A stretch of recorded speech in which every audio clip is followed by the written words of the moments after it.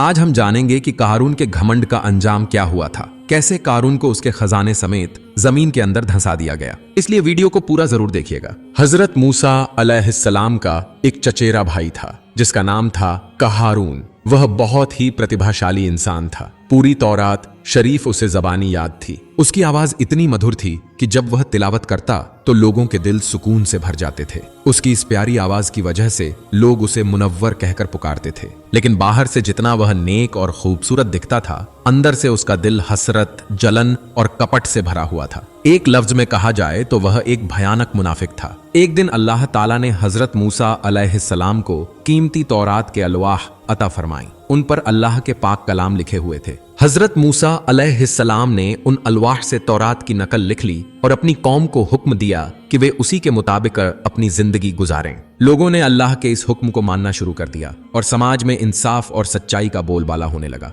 ठीक उसी वक्त थी अल्लाह ताला ने हजरत मूसा अलैहिस्सलाम को एक खास हुक्म दिया। उन्होंने फरमाया, ए मूसा, अपनी कौम से कह दो कि वे तौरात को सोने से सजी हुई खूबसूरत आवरण में महफूज करें। हजरत मूसा अलैहिस्सलाम हैरान रह गए। उन्होंने अर्ज किया, ऐ मेरे रब, हम तौरात को सोने से कैसे सजाएं? हमें तो यह इल्म ही नहीं है। मूसा अलैहिस्सलाम की इसी सोच के दौरान अल्लाह के हुक्म से हजरत जिब्रील अलैहिस्सलाम वहां हाजिर हुए। उन्होंने कहा, ऐ मूसा, क्या तुम्हें वो खास घास याद है जिससे तुम्हारी कौम ने एक बछड़े की मूरत बनाई थी? मूसा अलैहिस्सलाम ने सिर हिलाकर कहा, हाँ। तब जिब्रील अलैहिस्सलाम बोले, उस घास के पास और दो खास घासें भी हैं। अगर ये तीनों घासें मिलाकर तांबे की सतह पर रखी जाएं तो अल्लाह की कुदरत से वह सोना बन जाती है, और अगर पीतल पर रखी जाएं तो वह चांदी बन जाती है। यह सुनकर हजरत मूसा अलैहिस्सलाम बहुत खुश और उत्साहित हो गए। उन्होंने फौरन तय किया कि इन तीनों खास घासों को जल्द से जल्द ढूंढना होगा। उन्होंने इस काम के लिए अपने 3 सबसे भरोसेमंद साथियों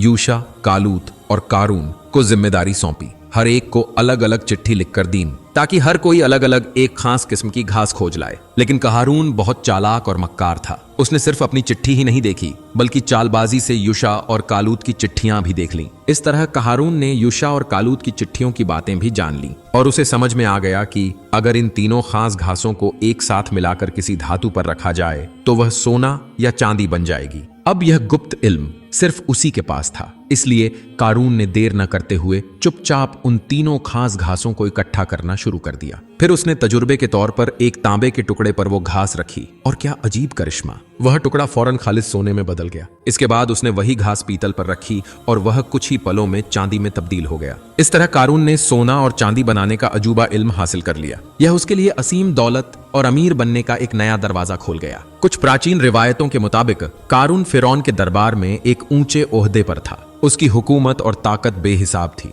उसी ताकत का फायदा उठाकर वह एक बेपनाह दौलतमंद बन गया। उसकी दौलत इतनी ज्यादा थी कि उसके खजानों की चाबियां उठाने के लिए 7 खच्चर गधे लगते थे। वो चाबियां चमड़े की बनी होती थीं और हर एक चाबी एक उंगली के बराबर लंबी होती थी। कुछ बयानात में तो यह तक कहा गया है कि उसके खजानों की चाबियां इतनी भारी थीं कि उन्हें उठाने के लिए 70 ऊंटों की जरूरत पड़ती थी। उसकी इस बेहिसाब दौलत को देखकर लोग हैरान और दंग रह जाते थे, क्योंकि कारून खुद को दुनिया का सबसे ताकतवर और अमीर इंसान समझता था। दूसरी तरफ हजरत मूसा अलैहिस्सलाम बानी इसराइल के नबी और कौमी रहनुमा थे। अल्लाह ने उन्हें नबूवत और क़यादत, नेतृत्व अता फरमाया था। उनके भाई हजरत हारून अलैहिस्सलाम उनके सबसे करीबी साथी और मशवरा देने वाले वजीर जैसे थे। लेकिन कारून इस बात को कभी बर्दाश्त नहीं कर पाया। वह मन ही मन सोचने लगा, मैं तो मूसा नबी का चचेरा भाई हूँ, उसी नस्ल से हूँ, तो फिर नेतृत्व का हक मेरा क्यों नहीं? मूसा नबी क्यों बने, मैं क्यों नहीं? उसके दिल में हसद, ईर्ष्या की आग भड़कने लगी। वह खुद को हजरत मूसा अलैहिस्सलाम के बराबर बल्कि कभी कभी उनसे भी बड़ा समझने लगा।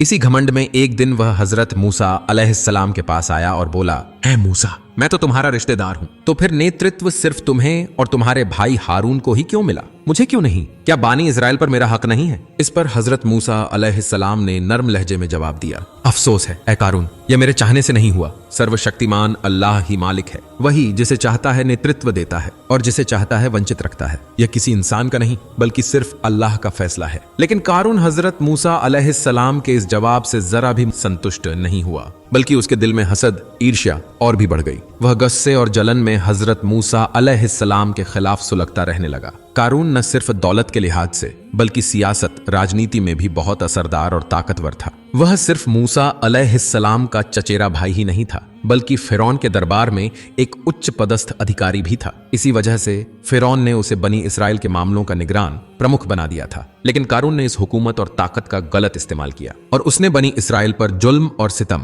अत्याचार शुरू कर दिया। अजीब बात यह थी कि एक वक्त ऐसा भी था जब कारून बहुत धार्मिक और परहेजगार इंसान हुआ करता था। वह तौरात के अहकाम, नियमों पर अमल करता था, मगर जब उसके पास बेहिसाब दौलत आ गई तो उसके दिल में बुखहल, कंजूसी और घमंड ने जगह बना ली। उसकी यह असीम दौलत ही उसके लिए सबसे बड़ा घमंड और अभिमान बन गई। वह अल्लाह के हुक्मों को भूल गया और एक दिन ज़कात देने से इनकार कर दिया। एक दिन हजरत मूसा अलैहिस्सलाम और बनी इसराइल के नेक लोग उसे नसीहत देने आए। उन्होंने कहा, ऐ कारून, अल्लाह का शुक्र अदा करो, जकात और सदका अदा करो, इससे तुम्हारा ही भला होगा। लेकिन कारून के दिल पर कोई असर नहीं हुआ, बल्कि वह और ज्यादा घमंडी और अकड़ू बन गया। उसका तकब्बुर, अहंकार इतना बढ़ गया कि वह कहने लगा, तुम मुझे ये नसीहत क्यों देते हो? क्या यह दौलत मुझे अल्लाह ने यूं ही दे दी है? नहीं, मैंने अपनी अक्ल, मेहनत और हुनर से यह दौलत कमाई है। मैं जानता हूँ दौलत कैसे हासिल की जाती है। यह मेरा अपना कमाया हुआ माल है, इस पर किसी और का कोई हक नहीं। मैं इसे अपनी मर्जी से खर्च करूंगा। उसकी इन अहंकारी बातों से साफ हो गया कि अब वह अल्लाह की नेमतों और रहमतों का इनकार कर चुका है। इतनी बड़ी दौलत होने के बावजूद कारून बेहद कंजूस था। वह गरीबों की कोई मदद नहीं करता था, बल्कि उन्हें अपमानित और तुच्छ समझता था। एक दिन कुछ गरीब और बेबस लोग कारून के पास आए और बोले, ऐ कारून, हमारी थोड़ी मदद करो, हम पर रहम करो। लेकिन कारून ने उनकी बात सुनकर मजाक उड़ाया और ताने भरे लहजे में बोला, क्या मैंने यह दौलत तुम्हारे लिए जमा की है? मैंने मेहनत करके यह माल हासिल किया है, तुम भी जाकर मेहनत करो। तुम्हारी गरीबी मेरी समस्या नहीं है। जब कारून के रवैये में कोई बदलाव नहीं आया तो हजरत मूसा अलैहिस्सलाम ने उसे सख्त चेतावनी दी। उन्होंने फरमाया, ऐ कारून, होश में आओ, तुम्हारा यह घमंड तुम्हें तबाही की तरफ ले जाएगा। अल्लाह ने तुम्हें जो माल दिया है उसका शुक्र अदा करो और गरीबों का हक अदा करो, वरना अल्लाह का अजाब बहुत सख्त है। लेकिन कारून पर इसका कोई असर नहीं हुआ, बल्कि वह और ज्यादा अकड़ने और घमंड दिखाने लगा। वह मन ही मन सोचने लगा, मूसा चाहता है कि मैं उसका पैरोकार बन जाऊं, वह चाहता है कि मैं उसके आगे झुक जाऊं, लेकिन मैं कभी ऐसा नहीं करूंगा। हजरत मूसा अलैहिस्सलाम ने कारून के इतने अहंकारी और बागी रवैये के बावजूद उस पर रहमत और ममता दिखाना जारी रखा।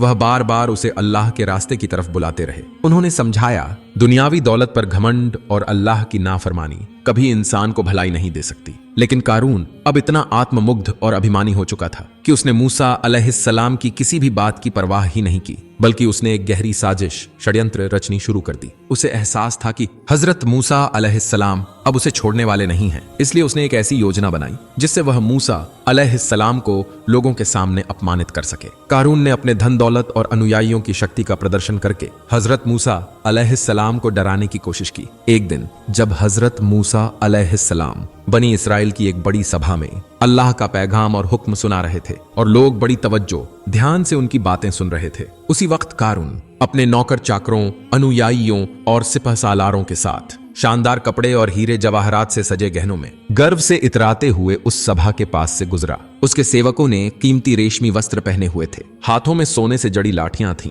और उनकी चाल में घमंड और दिखावे का रंग साफ झलक रहा था। खुद कारून ने रत्न जटित शानदार पोशाक पहन रखी थी, जिसकी चमक दमक देखकर लोग दंग रह गए। उनकी निगाहें उसी पर टिक गईं। कारून और उसके अनुयायियों का मकसद सिर्फ एक था, हजरत मूसा अलैहिस्सलाम को यह दिखाना कि जैसे तुम एक नेता हो, वैसे ही मैं भी एक बड़ा और असरदार नेता हूं। मेरी दौलत, मेरे अनुयायी, मेरी ताकत तुमसे किसी भी तरह कम नहीं है, बल्कि मैं तुमसे कहीं ज्यादा बड़ा और ताकतवर हूं। जब कारून अपने अपार धन दौलत के घमंड में डूबा हुआ लोगों के सामने आया तो दुनिया के मोह और भोग विलास में डूबे लोग लंबी सांसें भरने लगे। उन्होंने कहा, काश हमारे पास भी ऐसा ही धन होता। अगर हम भी कारून की तरह भाग्यशाली होते। वह तो सच में बहुत सौभाग्यशाली है। कारून की ऐशो आराम भरी जिंदगी देखकर बहुत से लोग जलने लगे। उन्हें लगा कि यही दुनियावी सुख ही सबसे बड़ी सफलता है। लेकिन बनी इजराइल के समझदार और धर्मपरायण लोग यह देखकर हैरान हो गए। वे जानते थे कि यह दुनिया तो बस थोड़े वक्त की है और असली सौभाग्य तो अल्लाह की रज़ा, संतुष्टि में है।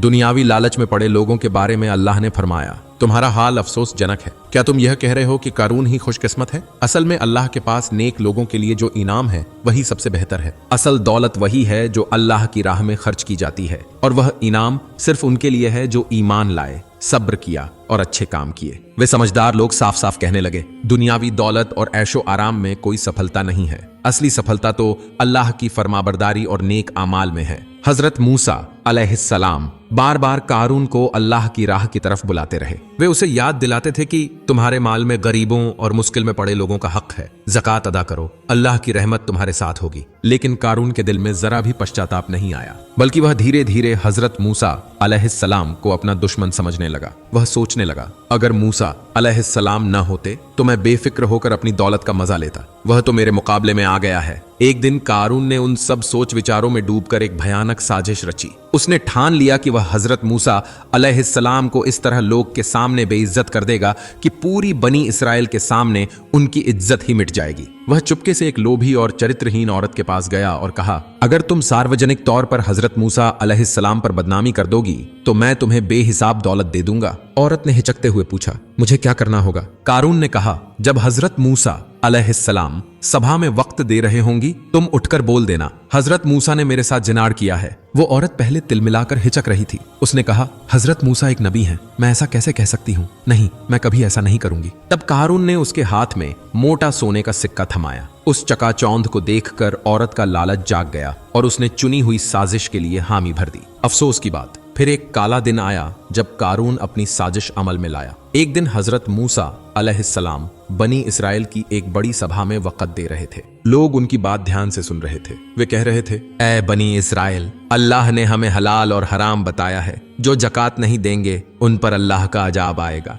सब लोग खामोश होकर सुन रहे थे। उसी पल कारून अपने कई अनुयायियों के साथ सभा में घुस आया और उसके साथ वही औरत भी थी। उसका मकसद साफ था, हजरत मूसा अलैहिस्सलाम पर झूठा आरोप लगाना। हजरत मूसा के शब्द सुनकर कारून ने एक मजाक किया और तिरस्कृत मुस्कुराहट के साथ कहा, ऐ मूसा, तुमने तो हम सबको बताया कि जो जिनार करेगा उसकी सजा क्या है। अब अगर ये मालूम हो जाए कि तुम खुद इस गुनाह में शरीक हो तो तुम्हें क्या सजा मिलनी चाहिए? हजरत मूसा अलैहिस्सलाम अड़िग रहे और बोले, तो मुझे भी वही सजा भुगतनी होगी। कारून ने तल्ख और तेज लहजे में प्रतिवाद किया, तो सुनो, तुम खुद जिनार के दोषी मिले हो, इसका भी सबूत मौजूद है। यह बात सुनकर वहां मौजूद सारी भीड़ सन्न रह गई। चारों ओर हलचल मच गई। लोग आपस में फुसफुसाने लगे, क्या ये सच है? अगर इतना बड़ा गुनाह खुद नबी ने किया है तो अब हम किसका हुक्म मानेंगे? हजरत मूसा अलैहिस्सलाम कुछ देर तक खामोश रहे। फिर उन्होंने धीरे धीरे उस औरत की ओर नजर उठाई। उनकी नजरों में गुस्सा नहीं था, बल्कि थी रहमत, करुणा और दर्द। उन्होंने नर्म और कोमल आवाज में कहा, ऐ औरत, मैं अल्लाह का नबी हूँ। मैं तुम्हें अल्लाह के नाम की कसम देकर कहता हूँ,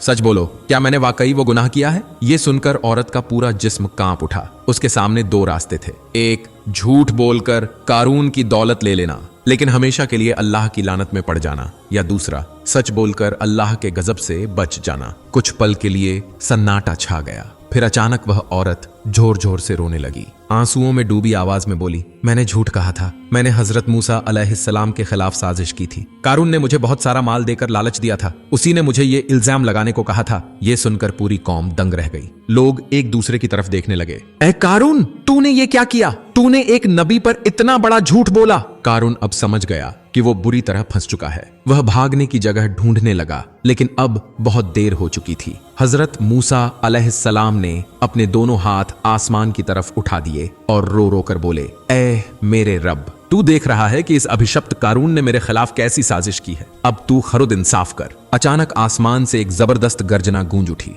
अल्लाह ताला ने वही के जरिए हजरत मूसा अलैहिस्सलाम को फरमाया, ऐ मूसा, मैंने जमीन को तेरे कब्जे में दे दिया है, जो चाहे हुक्म दे। तब हजरत मूसा अलैहिस्सलाम की आवाज बिजली की तरह गूंज उठी। उन्होंने कारून की तरफ इशारा करते हुए पुकारा, ऐ कारून, झूठ मत बोल, झूठा इल्जाम मत लगा, अब भी तौबा कर ले, ये तेरा आखिरी मौका है। लेकिन कारून का अहंकार इतना प्रबल था कि वह न तो झुका और न ही नम्र हुआ, बल्कि वह गर्व से बोला, जो कुछ मैंने किया मैंने ठीक ही किया है, मैं तुम्हारे हुक्म को नहीं मानता। हजरत मूसा अलैहिस्सलाम ने कारून की साजिश और झूठे इल्जाम का मुकाबला किया और अल्लाह के न्याय की दुआ मांगी। तभी उन्हें एहसास हुआ कि अब उस जालिम के लिए उपयुक्त सजा का समय आ पहुंचा है। कारून अब भी अपने घमंड में अटल था। वह समझ रहा था कि उसकी दौलत, लोग और ताकत उसे बचा लेंगे, परंतु अल्लाह का फैसला आ चुका था। अब कोई भी शक्ति उसे वापस नहीं ला सकेगी और न ही कोई उसे बचा पाएगा। हजरत मूसा अलैहिस्सलाम ने फिर आसमान की ओर आंखें उठाईं और दोनों हाथ बढ़ा दिए। उनके चेहरे पर एक गंभीरता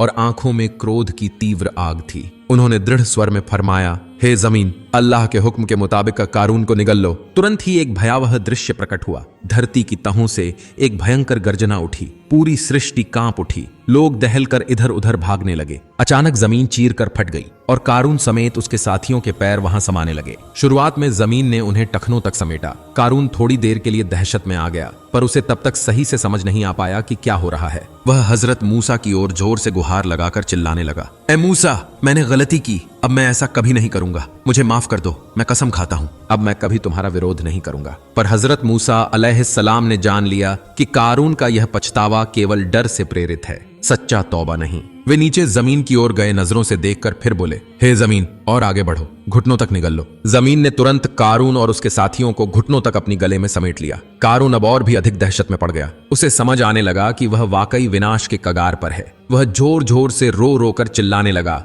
ए मूसा, मुझे बचाओ, मैंने गलती की, मैं अब कभी तुम्हारा दुश्मन नहीं बनूंगा, मैं तुम्हारी आज्ञा मानूंगा। किंतु हजरत मूसा अलैहिस्सलाम की नजरों में अब उसके लिए कोई माफी नहीं रही, क्योंकि वे जानते थे कि कारून का अहंकार अब तक जड़ में मौजूद है। उन्होंने और भी सख्ती से कहा, हे जमीन, उसे कमर तक जकड़ लो। क्षण भर में कारून का शरीर कमर तक जमीन के भीतर समा गया। कारून अब सचमुच डर के मारे कांपने लगा। वह रो रो कर चिल्लाने लगा, हे मूसा, क्या तुम मुझे इसी तरह नष्ट कर दोगे? क्या तुम मेरी सारी पछतावा को नजरअंदाज कर दोगे? क्या तुम मुझ पर एक भी दया नहीं करोगे? इस दृश्य को देखकर हजरत हारून अलैहिस्सलाम विचलित हो गए। वे हजरत मूसा अलैहिस्सलाम के पास आए और विनम्रता से बोले, भाई, कारून हमारे ही रिश्तेदारों में से है, उसने गलती की है, लेकिन वह बार बार माफी मांग रहा है। शायद अब वह सचमुच पछताया है। क्या आप उसे माफ नहीं करेंगे? लेकिन हजरत मूसा अलैहिस्सलाम फिर भी कठोर रहे। वे जानते थे कि कारून के दिल में अब भी वही घमंड और अहंकार मौजूद है। उन्होंने और भी सख्त स्वर में कहा, हे जमीन, उसे कंधों तक निगल लो। जैसे ही यह हुक्म दिया गया, जमीन ने तुरंत कारून और उसके साथियों को कंधों तक अपनी गले में समेट लिया। अब कारून पूरी तरह अपमानित और असहाय हो गया, लेकिन उसका अहंकार अभी भी नहीं गया था। वह अपनी दौलत के गर्व में डूबा रहा। उसने चिल्लाकर कहा, ऐ मूसा, मैं जानता हूं कि तुम मुझे खत्म करना चाहते हो। बस मेरी दौलत के लालच के कारण तुम मुझे नष्ट कर रहे हो। तब हजरत मूसा अलैहिस्सलाम ने आसमान की ओर आंखें उठाईं और प्रार्थना की, हे अल्लाह, आप उसके सभी धन संपत्ति उसके सामने ला दें, ताकि वह समझ सके कि यह दौलत उसे किसी भी हालत में बचा नहीं सकती। फिर अल्लाह के आदेशानुसार उसी समय आकाश से हजरत जिब्राइल अलैहिस्सलाम अवतार लिए। उन्होंने कारून की आंखों के सामने उसकी सारी दौलत ला दी। उसका विशाल महल, सोने चांदी का खजाना, उसके नौकर नौकरानी और अश्वारोहियों की सेना। जैसे ही कारून ने यह सब देखा, वह स्तब्ध रह गया। सब कुछ उसके सामने खड़ा था, पर आश्चर्य यह कि यह सब कुछ भी उसे बचा नहीं सका। अब वह जोर जोर से चिल्लाने और रोने लगा, मैंने गलती की, ऐ मूसा, मुझे एक और मौका दो। लेकिन अब उसके लिए कोई मौका बचा ही नहीं था। इसके बाद हजरत मूसा अलैहिस्सलाम ने अंतिम आदेश दिया, हे जमीन, कारून और उसकी सारी दौलत को हमेशा के लिए निगल लो। अल्लाह के हुक्मानुसार जमीन जोर जोर से कांपने लगी। अचानक एक भयानक गर्जना हुई और कारून के चारों ओर एक विशाल दरार खुल गई। उसकी सारी दौलत, विशाल महल, उसके अनुयायी, सब कुछ एक साथ तबाह होने लगा। कारून अब पूरी तरह असहाय हो गया। उसके चेहरे पर कोई शब्द नहीं था, कोई अहंकार नहीं बचा था, केवल डर और पछतावा रह गया। वह चीखते चिल्लाते और रोते रोते जमीन की गहराई में डूबने लगा और बार बार कहने लगा, मुझे बचाओ, मुझे माफ कर दो। लेकिन अब उसके लिए कोई मौका नहीं बचा था। एक ही पल में जमीन ने उसे पूरी तरह से निगल लिया। कारून और उसकी सारी दौलत हमेशा के लिए पृथ्वी की गहराई में समा गई। उसकी दौलत में से कुछ भी इस दुनिया में बचा नहीं। अल्लाह ताला ने इस घटना का उल्लेख पाक कुरान में एक स्थायी शिक्षा के रूप में किया, ताकि आने वाली पीढ़ियां अहंकार और अन्याय के मार्ग पर न चलें। अल्लाह ताला ने फरमाया, मैंने कारून और उसके महल को धरती में धंसा दिया। तब ऐसा कोई न था जो उसे अल्लाह की सजा से बचा सके,